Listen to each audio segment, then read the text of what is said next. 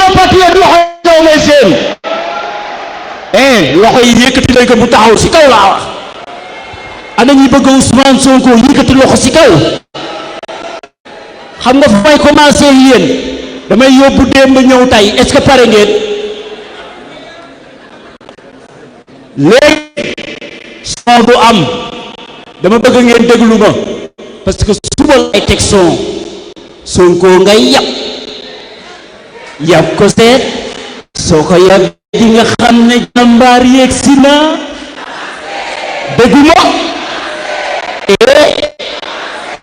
suba nag ma bëgg ñu am discipline ñu waxtaane ko tey nag xam nga mbir yi xam nga yaa ma gën a xam tey ruube du am waaye tàccee ma ko bu baax.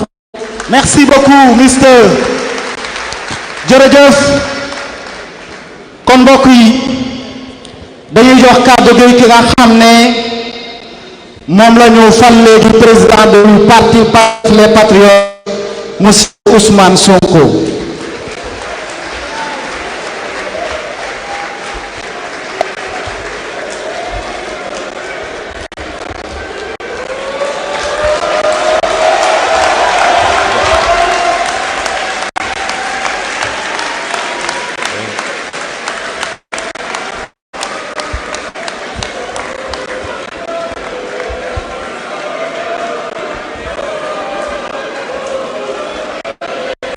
Merci beaucoup.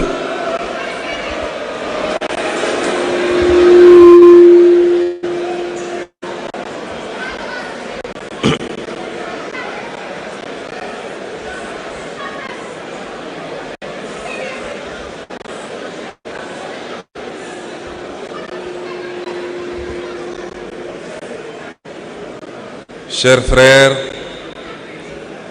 chères sœurs, chers frères, chers invités, et je voudrais m'arrêter une seconde sur nos chers invités pour vous dire combien nous vous sommes reconnaissants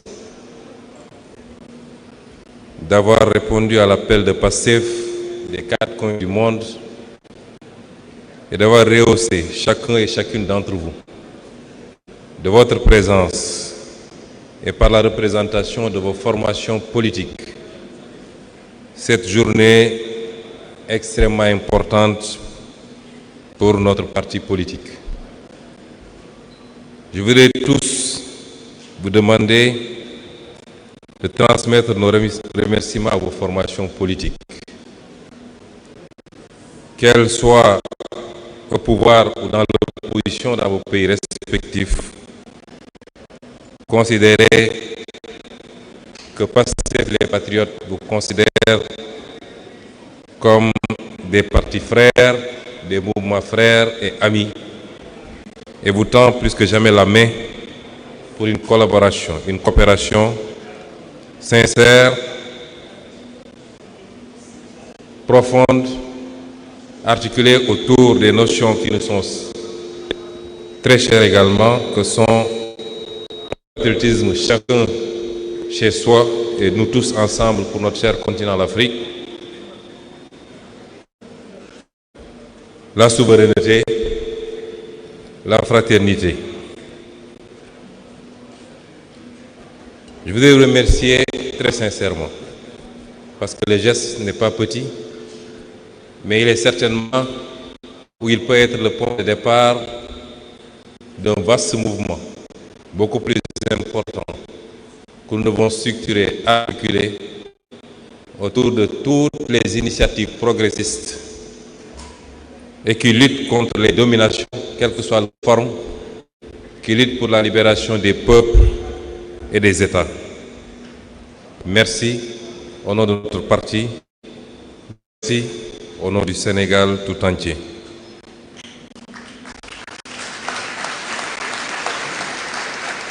Chères militantes et militants, sympathisants, sympathisantes, chers compatriotes, peuple sénégalais, nous voilà face à face, mais face à notre histoire, face à notre peuple, face à cette responsabilité immense que les Sénégalais et les Sénégalaises nous sont confiés. En ce jour historique du 6 juin 2026, le premier congrès ordinaire PASTEF les Patriotes a réuni des délégués venus des 553 communes du Sénégal ainsi que de la diaspora. C'est tout le parti vivant qui s'est donné rendez-vous ici à Diamniadio pour réfléchir, débattre et préparer l'avenir. Je veux d'abord vous remercier du fond du cœur pour la confiance renouvelée que vous venez de me témoigner en me reconduisant à la présidence de notre parti. Je mesure le poids de cette responsabilité puisque PASTEF n'est pas un parti ordinaire dans le paysage sénégalais, dans le paysage africain et au-delà dans la perception mondiale. Et donc cette confiance n'est ni un privilège ni un honneur personnel. Elle est une charge, une responsabilité et une exigence de fidélité envers notre peuple, nos militants, nos martyrs et notre option panafricaniste et de solidarité internationale. Jërëjëf, Ajarama, Njoko Njal, Albarka et Mitei Poyul. Je veux également saluer le travail remarquable accompli durant ce congrès. Des dizaines de contributions, de rapports, de thèses et de textes d'orientation ont été produits, discutés, amendés, puis adoptés dans un esprit de responsabilité militante et de profondeur politique. Cela montre une chose essentielle.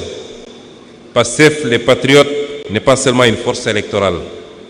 Il est une force de pensée, d'organisation et de transformation. Je remercie chaleureusement le comité de pilotage du Congrès et le secrétaire général, Mohamed Aïb Salim Dafé, qui en a été la cheville ouvrière si efficace. Les différentes commissions et leurs responsables et membres, les équipes techniques, les militants mobilisés jour et nuit, ainsi que tous ceux qui ont permis la tenue de cette rencontre historique dans un esprit de discipline, de fraternité et d'engagement. Il est évident que ce congrès, nous sommes à la première phase qui est technique et qui a procédé à l'élection du président du parti conformément au texte du parti. Il sera complété certainement demain par l'aspect populaire qui nous permettra de nous adresser de manière plus détaillée aux militantes, aux militants, aux sympathisantes, aux sympathisants, au peuple sénégalais et de donner des orientations beaucoup plus précises, notamment en langue nationale, pour nous faire comprendre, ou mieux nous faire comprendre par l'ensemble de nos citoyens.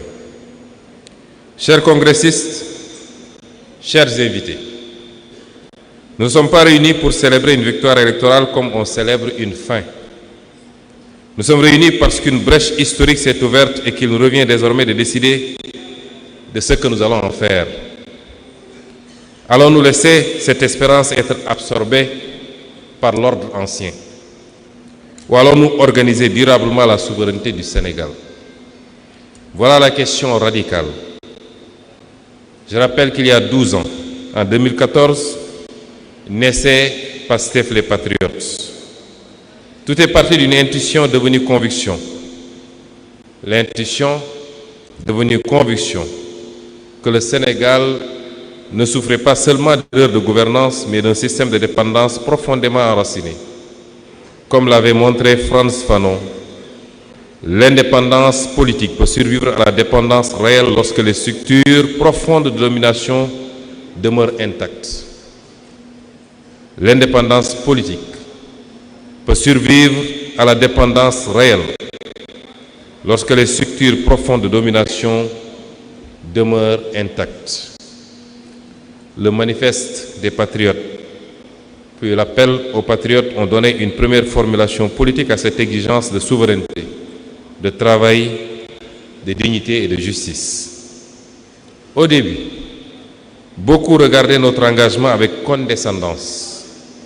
On nous présentait comme une force marginale, un regroupement de jeunes cadres de l'administration, d'intellectuels, définitivement incapables de peser dans le jeu politique sénégalais, mais le peuple sénégalais, lui, entendait déjà autre chose. En 2017, malgré des moyens limités et un environnement politique hostile, Pastef les Patriotes fit son entrée à l'Assemblée nationale avec mon élection comme député. Cette présence parlementaire permit de porter dans les institutions une parole nouvelle sur la souveraineté, les ressources naturelles, la corruption et la dignité nationale. Je peux rendre hommage à ceux avec qui j'ai partagé cette assemblée, notamment Madame Aïda Mbodj, ici présente. Puis vint l'élection présidentielle de 2019. Il y a également l'honorable Mame Diarra Fam, certainement, et d'autres députés avec lesquels j'avais partagé cette législature, Madame Kanté. Et donc, puis vint l'élection présidentielle 2019. Ce qui devait être une candidature de témoignage devient une poussée politique majeure. En quelques années seulement, une nouvelle génération politique s'imposait dans le paysage national et faisait émerger une alternative populaire capable de remettre en cause les équilibres établis depuis des décennies. C'est à partir de ce moment que le système comprit que Pastef les Patriotes n'était plus un simple parti d'opposition, mais l'expression politique d'une crise profonde de l'ordre postcolonial sénégalais. Cette crise n'est pas seulement institutionnelle, elle est aussi morale, culturelle et historique, qui a appelé notre pays, comme tous les pays africains, à inventer sa propre voie historique. Dès lors, avec une constante renouvelée et une énergie entretenue par des forces internes et externes,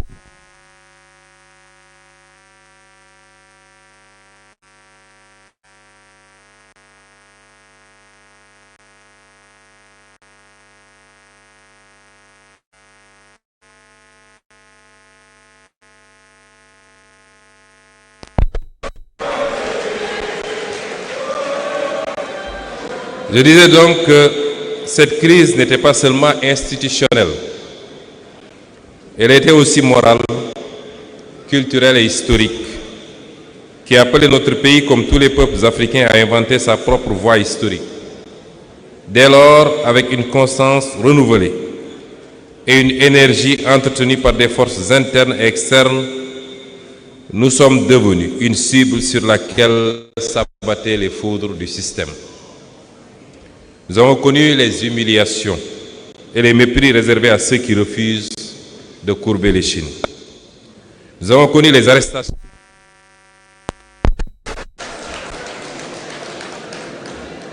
Nous avons connu les arrestations, les gaz lacrymogènes, les prisons, les campagnes de diffamation et le harcèlement judiciaire.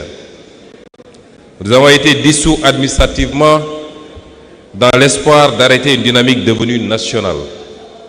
Les appareils judiciaires, sécuritaires, administratifs, de même que certains médias, ont été mobilisés contre une opposition que le système ne parvenait plus à contenir.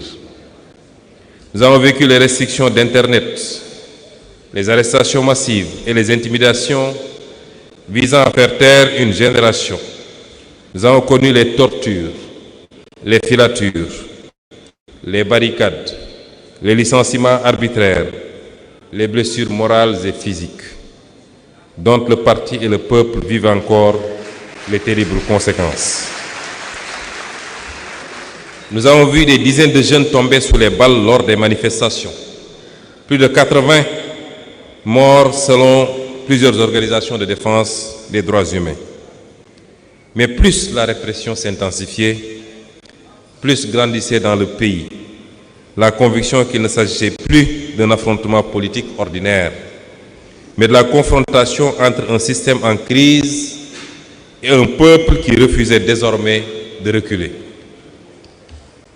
Et pourtant, Pastef les Patriotes n'a pas disparu.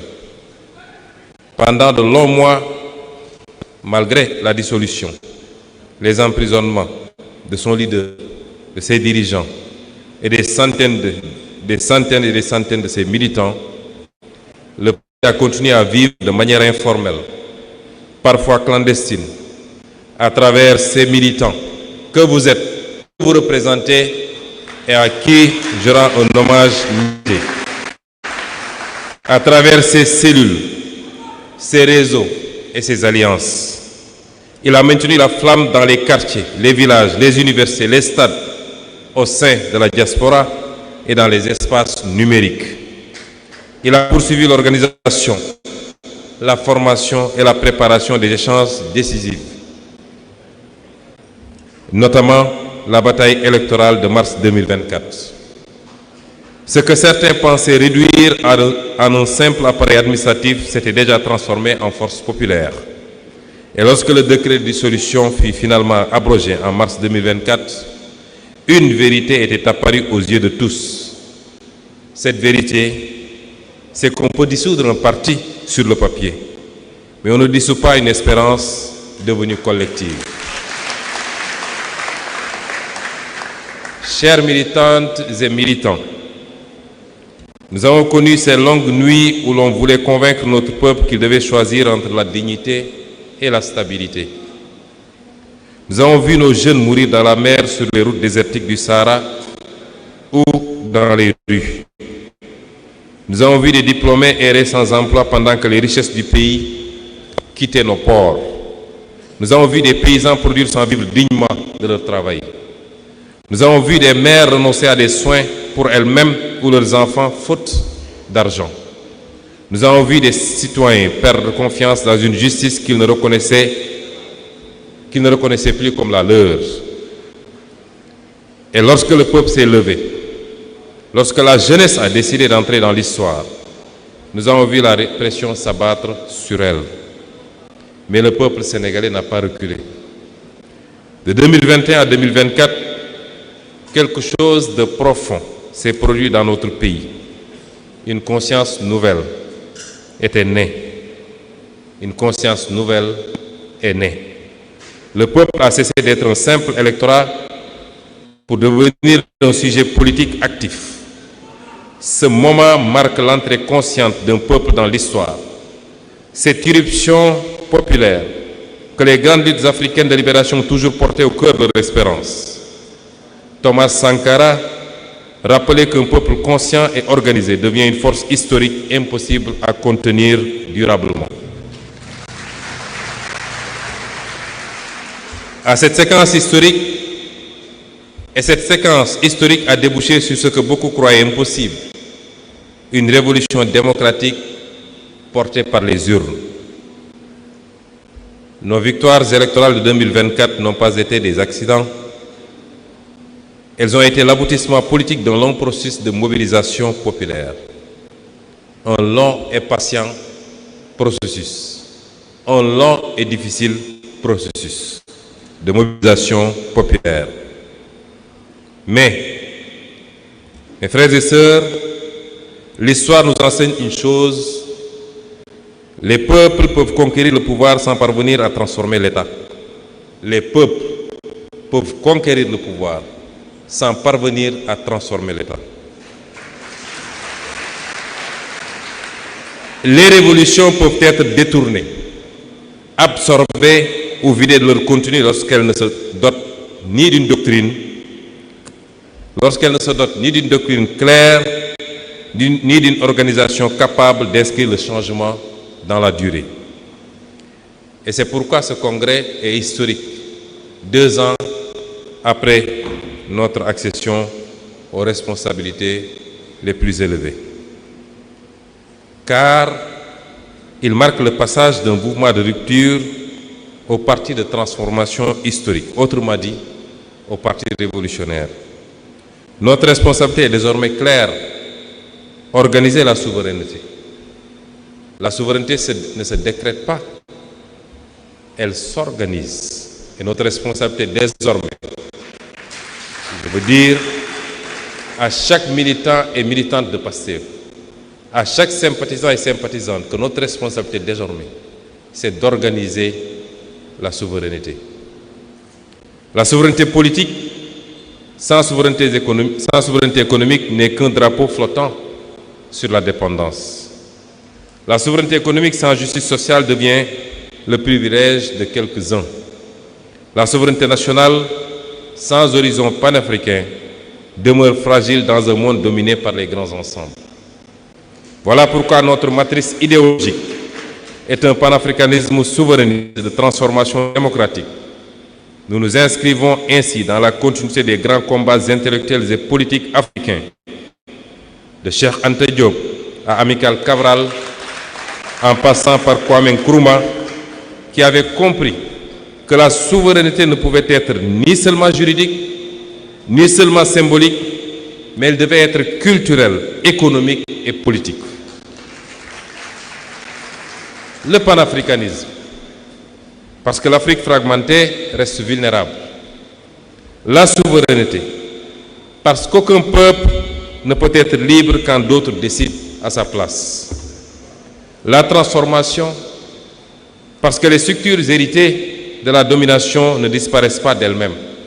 C'est illusoire de penser que les structures héritées de la domination périraient par elles-mêmes.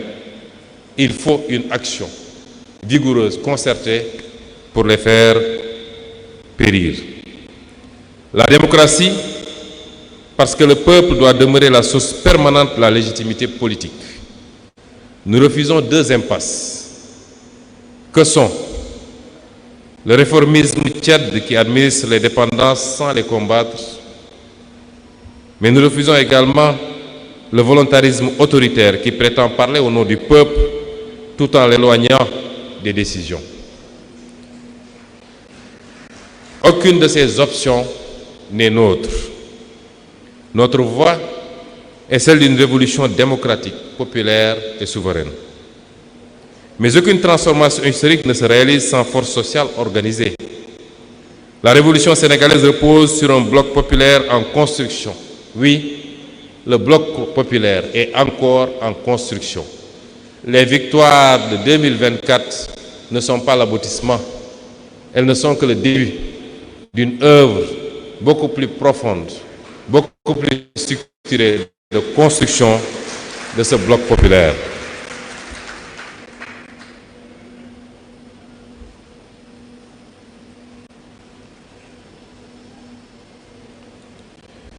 Cette jeunesse qui a refusé la résignation, ces travailleurs du secteur formel et informel qui produisent les richesses du pays sans toujours en recevoir les fruits, ces femmes, ces braves femmes qui portent les solidarités sociales et l'économie quotidienne, ces paysans, ces pêcheurs, ces artisans, ces enseignants, ces agents publics, ces sportifs, ces intellectuels, artistes, acteurs culturels, mais aussi ces spiritualités populaires qui continuent de structurer la société sénégalaise en profondeur. Les femmes du bois sacré, les ndongodara, les Domou Djangoubi, les héritiers des grandes traditions spirituelles et communautaires qui ont appris à notre peuple la dignité, la discipline, la solidarité, le partage et la résistance. Sans oublier cette diaspora qui continue d'aimer et de soutenir la patrie malgré la distance. Pastef les patriotes ne doit jamais devenir un simple appareil électoral vivant au rythme des échéances politiques et des conquêtes institutionnelles. Il est né d'une exigence plus profonde, celle d'organiser durablement la force populaire qui a rendu possible la rupture historique que connaît aujourd'hui le Sénégal. Notre parti est un parti de masse. Notre parti est un parti de masse. Il n'est pas un parti de télévision, il n'est pas un parti de réseaux sociaux, il est tout cela en même temps, mais il est un parti de masse. Il puise sa force dans son enracinement populaire, territorial et militant, dans les quartiers, les villages, les universités, les lieux de travail, la diaspora, les cellules, les sections et les coordinations. Il doit rester présent au cœur de la société réelle, car une révolution ne se maintient pas uniquement depuis les sommets de l'État, Elle se construit et se protège dans l'organisation consciente du peuple. Notre rôle n'est pas de nous substituer au peuple, mais de lui donner des instruments d'organisation, de formation et d'action. Amical Cabral rappelait que les moments de libération ne triomphent durablement que lorsqu'ils élèvent le niveau de conscience politique du peuple et transforment l'organisation en école de responsabilité historique. Le parti doit donc être le levain de la révolution. Le levain est le levier de la révolution. Cette force organisatrice qui relie les aspirations populaires à une stratégie de transformation durable. Cela exige un parti discipliné. Cela exige un parti discipliné. Cela exige un parti discipliné. C'est un des grands chantiers qui nous attend.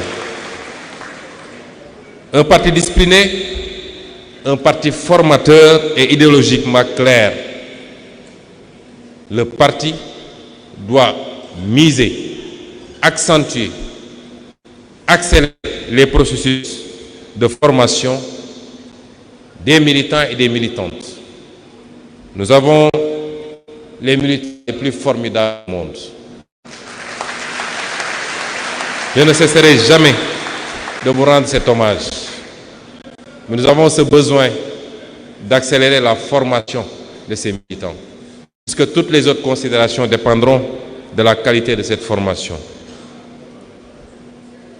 Un parti capable de produire la pensée, d'éclairer les choix nationaux, de former ses militants, d'éviter les dérives bureaucratiques et de maintenir le lien vivant entre l'État et le peuple. Car lorsqu'un parti révolutionnaire cesse de former, il commence à s'administrer lui-même. Et lorsqu'il cesse d'écouter le peuple, il commence à se détacher de l'histoire.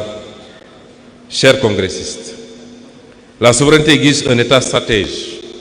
Cette exigence prolonge une tradition sénégalaise ancienne portée notamment par Mamadou Dia, qui avait compris très tôt qu'une souveraineté politique ne peut survivre durablement sans maîtrise de l'économie nationale.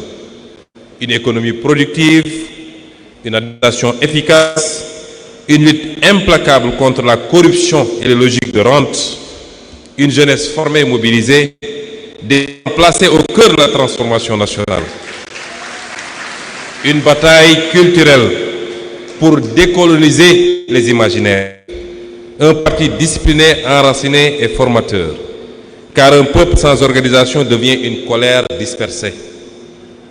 Et un parti sans film devient un appareil sans direction.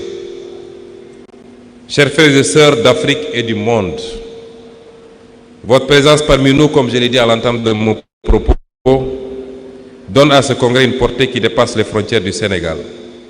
Car ce qui se joue aujourd'hui dans notre pays s'inscrit dans un moment historique beaucoup plus large. Le monde traverse une phase de basculement. L'ordre international hérité de la fin de la guerre froide se fragilise.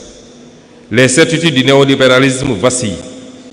Les tensions géopolitiques se multiplient, tandis que les inégalités, les crises climatiques, les crises migratoires et les logiques de prédation aggravent la fragilité des peuples du Sud.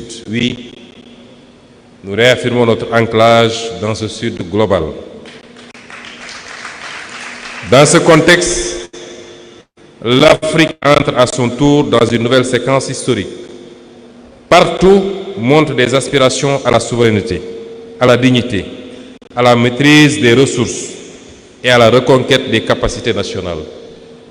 Les peuples africains refusent de plus en plus d'être des périphéries dépendantes dans un monde organisé sans eux et souvent contre eux. Cette aspiration rejoint le long combat mené par Cheikh Anta Diop pour restituer à l'Afrique sa centralité historique, scientifique et civilisationnelle, et par beaucoup d'autres, les Théophile Obenga et beaucoup d'autres scientifiques. Notre sous-région traverse des tensions profondes, crise sécuritaire, instabilité politique, intervention extérieure, fragilisation économique et sociale. Et je veux attirer l'attention que notre révolution est guettée aujourd'hui, justement par ces interventions extérieures. Tout ce qui se passe actuellement au Sénégal ne relève pas seulement de considérations endogènes. J'y reviendrai plus largement dans d'autres développements. Mais je veux vous rassurer également que cette fois-ci, aucun projet de sabotage de cette révolution n'aboutira parce que le peuple, debout, à côté de PASTEF, donnera les garanties qu'il faut pour qu'enfin nous puissions libérer notre pays.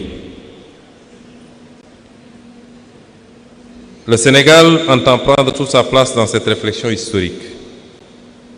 Nous partageons avec les peuples africains la même aspiration à la souveraineté et à la dignité. Mais nous voulons également montrer qu'il est possible de porter une dynamique de rupture dans un cadre démocratique, populaire et institutionnel. Notre ambition est de contribuer à l'émergence d'une Afrique souveraine, stable, productive, solidaire et respectée dans un monde juste et un monde de paix. Oui, chers congressistes, notre révolution veut transformer profondément l'État. Se battre pour arriver au pouvoir est une chose, mais transformer fondamentalement l'État pour le libérer de ses configurations anciennes en est une autre. Notre révolution veut conquérir la souveraineté sans fermer le Sénégal au monde. Elle veut remettre l'économie au service du peuple, sans substituer une prédation nouvelle à l'ancienne, sans remplacer un drapeau par un autre. Elle veut réhabiliter le travail, la dignité et la justice sociale dans une société trop longtemps organisée autour de la dépendance et de la rente. En vérité, aucune révolution n'avance en ligne droite. Toutes les expériences historiques de transformation ont connu leur hésitation, leur contradiction, leur tentation de ralentissement, de ressentage ou de détournement une fois confrontés à l'exercice du pouvoir et aux tentatives inéluctables de restauration de l'ordre ancien. Il arrive parfois que certains, au sommet de l'État, soient tentés de prendre la distance avec la dynamique populaire qui les a portés au nom de la stabilité, des équilibres institutionnels ou des contraintes du moment. Et souvent, pour des raisons beaucoup plus obscures. Ce risque existe dans toute révolution. La nôtre n'en fait pas exception et ce qui se passe sous nos yeux en est une confirmation. Mais nous devons être clairs. La révolution sénégalaise ne repose pas sur des trajectoires individuelles. Elle a été construite sur un socle solide qui est PASTEF les patriotes, accompagné par des partenaires. Elle n'a jamais été bâtie sur la base de trajectoires individuelles. Et ce socle solide qui est PASTEF est réuni aujourd'hui ici, sans exception. Et tout ce qui se trouvera en dehors de ce socle ne peut en aucune manière représenter PASTEF les patriotes.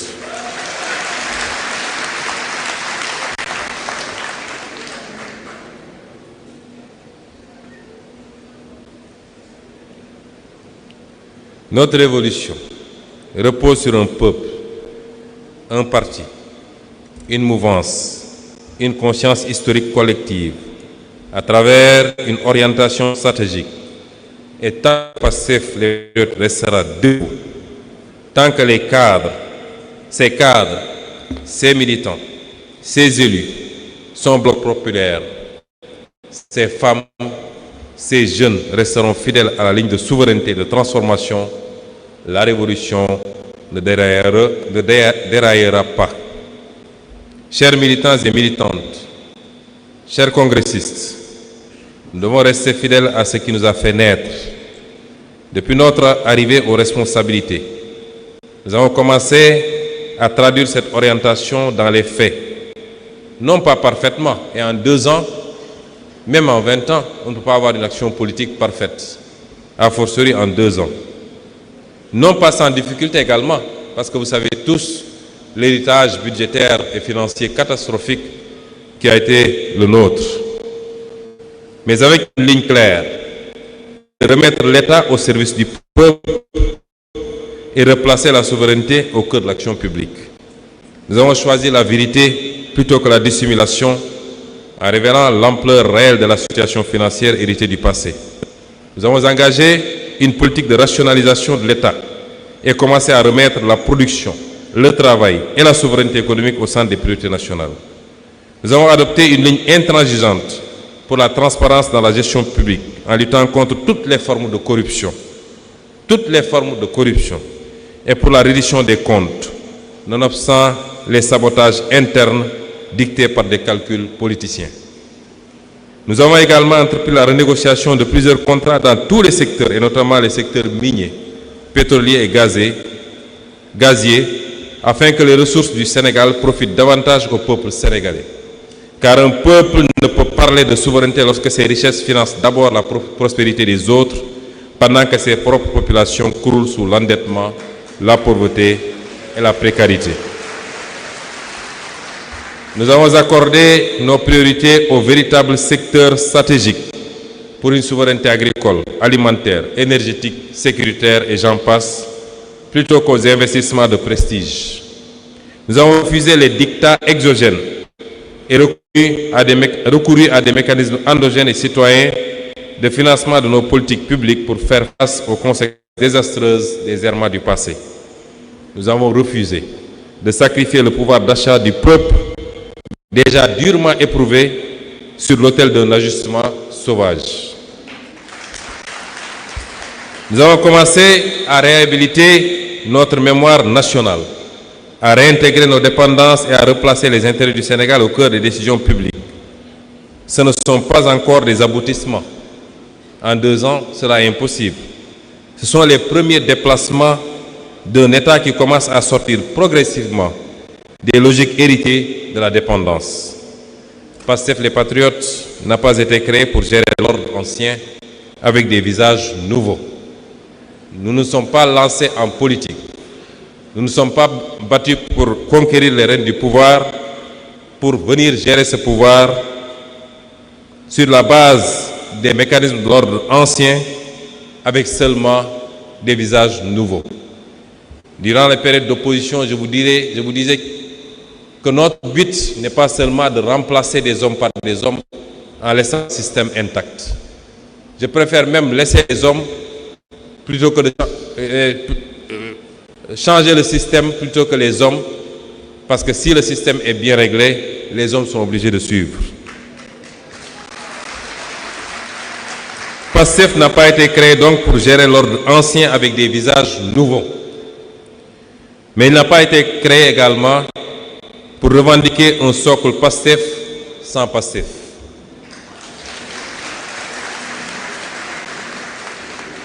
Chers frères et sœurs, la tendance à l'embourgeoisement, à s'éloigner du parti et du peuple, ne peut pas prospérer.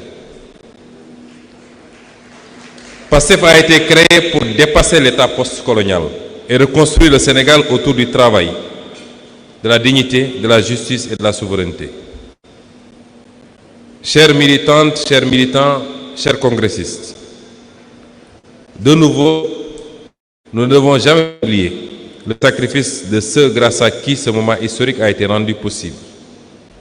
Derrière cette victoire, derrière ce congrès, cette espérance qui traverse aujourd'hui le Sénégal, rappelons-nous qu'il y a des sacrifices, des souffrances et des vies brisées.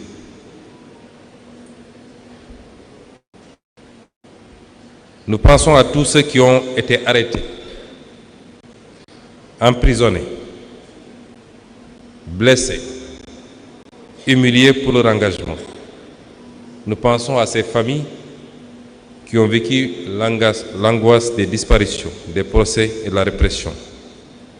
Mais nous pensons surtout à nos martyrs, à ces jeunes tombés dans les manifestations, souvent au seuil de leur vie, parce qu'ils avaient décidé de refuser l'injustice. Ils avaient décidé de refuser le mépris et la confiscation de leur avenir.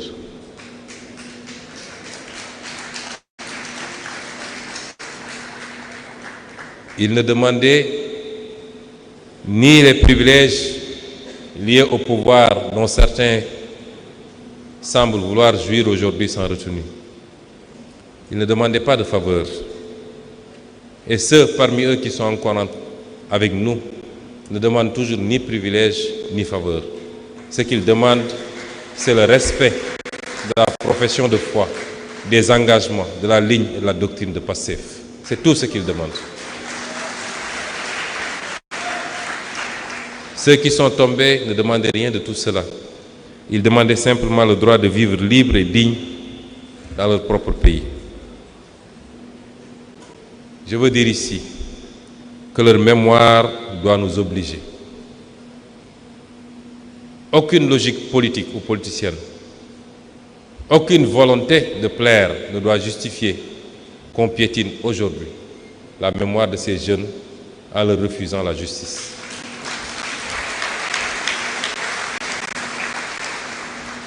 Nous n'avons pas le droit de trahir leur espérance en transformant cette révolution en routine administrative, en compromis de confort ou en simple alternance politique. Car le sang versé par un peuple crée une responsabilité historique. Chaque goutte de sang versée par le peuple crée une responsabilité historique. Car une révolution qui oublie ses martyrs finit toujours par oublier son peuple. Chers frères, nous ne menons pas ce combat pour le seul plaisir des mots ou des symboles. Nous le menons pour construire un Sénégal nouveau. Un Sénégal où aucun jeune ne sera condamné à choisir entre le chômage, l'exil et le désespoir. Un Sénégal où les richesses tirées de notre sous-sol et de nos mers financeront les écoles, les universités, les hôpitaux, les infrastructures et la recherche plutôt que les privilèges d'une minorité ou la prospérité d'intérêts extérieurs. Durant les 2 ans que nous avons passés à la primature, voilà l'essence du combat que nous avons mené. C'est un contexte extrêmement difficile parce que lorsque nous ramions vers une direction, d'autres ramaient à contre-courant. C'est ce combat que nos vaillants députés mènent tous les jours également à l'Assemblée nationale et c'est le lieu de leur rendre hommage pour le travail qu'ils font. Certains pourraient penser et se réjouir que dès lors que Sonko n'est plus à la primature, les jeux sont ouverts. Les jeux sont ouverts. Qu'ils se détrompent. Nous pouvons mieux contrôler aujourd'hui ce qui se fait, avec plus d'indépendance, en étant à l'Assemblée nationale et puis vous assurer que les intérêts du peuple seront saufs et sauvegardés.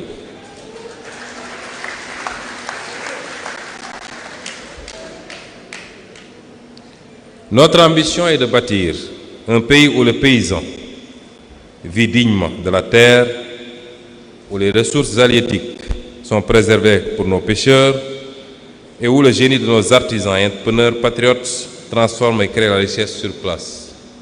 Un Sénégal où le diplôme ne conduira plus à l'humiliation sociale, où l'école formera des citoyens confiants dans leur histoire et capables d'inventer leur avenir.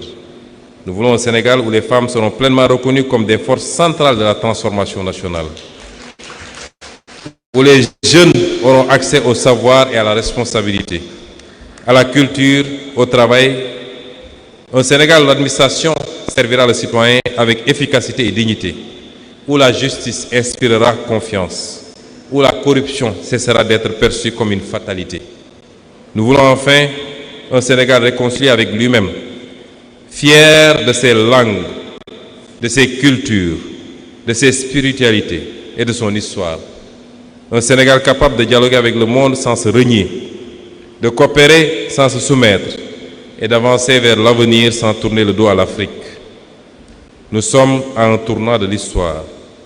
Les générations futures nous demanderont si nous avons eu le courage d'aller jusqu'au bout. Oui, et nous le demanderons.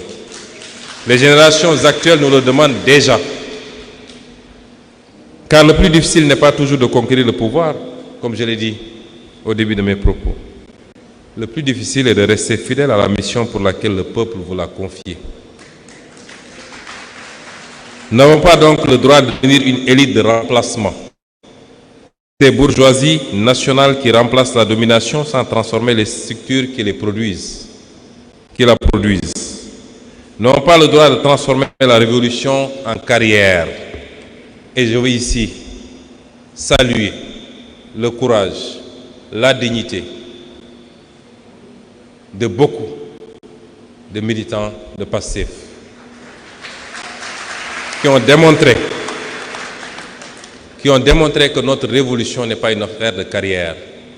Je vous parlais de ces dignes ministres qui ont préféré garder la ligne du parti plutôt que de se compromettre. Je vous parlais de ces directeurs généraux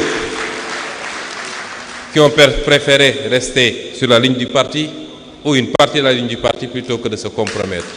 Et de tout autre qui aura été démis dans les jours, mois à venir, simplement parce qu'il a refusé de dire oui à la trahison de son peuple. Refuser de dire oui à la trahison des idéaux de sa formation politique. Nous n'avons pas donc le droit de laisser la prudence devenir un autre nom du renoncement. Nous devons garder vivant ce qui a porté notre combat, des notions avec lesquelles nous avons tous grandi, qu'on nous a tellement ressassées, que sont le djom, le ngor, le burok, le kersa, le sens du mbok, le teddungal, la teranga, le fulla, autant de notions qui font la dignité et qui fondent l'identité sénégalaise. Quelle que soit l'ethnie ou la religion, quelle que soit la région, nous partageons ces valeurs très fortes. Rien ne doit justifier que nous les trahissions et surtout pas l'exercice du pouvoir.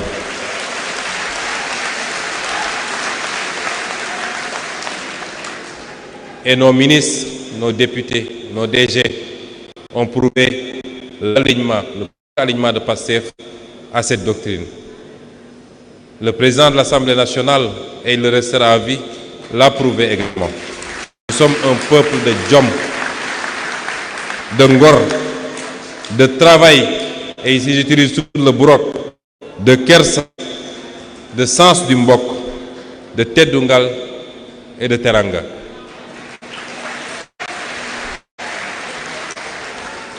Chers frères et sœurs, le Sénégal attend de nous des résultats. L'Afrique attend de nous un exemple. Le monde attend notre contribution. Et le peuple attend de nous une fidélité. Alors je vous le dis, restons debout, restons cohérents, restons dignes de ce peuple immense, respecté par le monde entier. Car une fois qu'un peuple a entrevu la possibilité de sa souveraineté, il ne l'oublie jamais. Et soyez assurés que le peuple sénégalais, grâce à l'action de PASTEF, a entrevu la possibilité de sa souveraineté. Et ce peuple ne l'oubliera jamais. Organisons donc la souveraineté, comme je vous l'ai dit, c'est la thématique principale de ce congrès. Organisons-la, cette souveraineté.